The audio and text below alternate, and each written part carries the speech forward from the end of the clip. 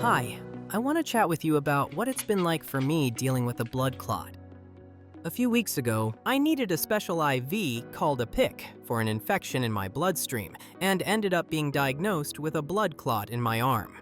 Maybe you're going through something similar or you know someone who is. When I first found out, it felt like a lot, but my life definitely didn't stop.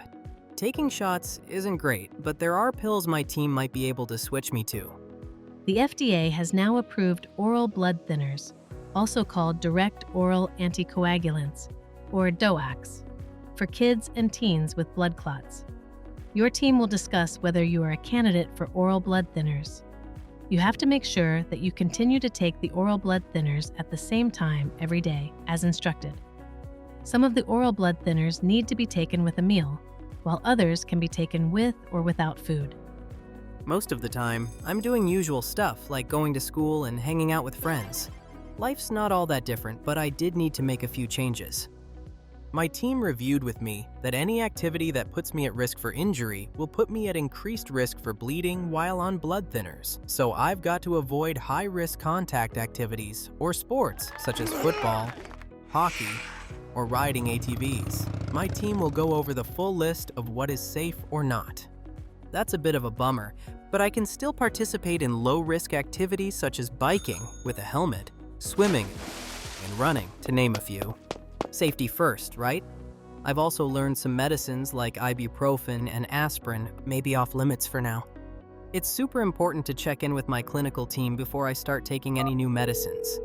Blood thinners can increase risk of bleeding, so I always make sure to wear my medical alert bracelet that was given to me by my team to help keep me safe.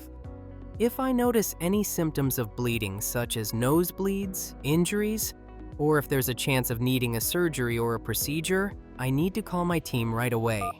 They're always there to help. I was curious about how long I'd need to be on these medications, and they told me every person is different, and that for most kids, it's not forever. I actually had another ultrasound that showed my clot was gone. That was a huge relief, and I could stop taking the blood thinners. Now that I'm off blood thinners, my team discussed a few tips on how to prevent another blood clot.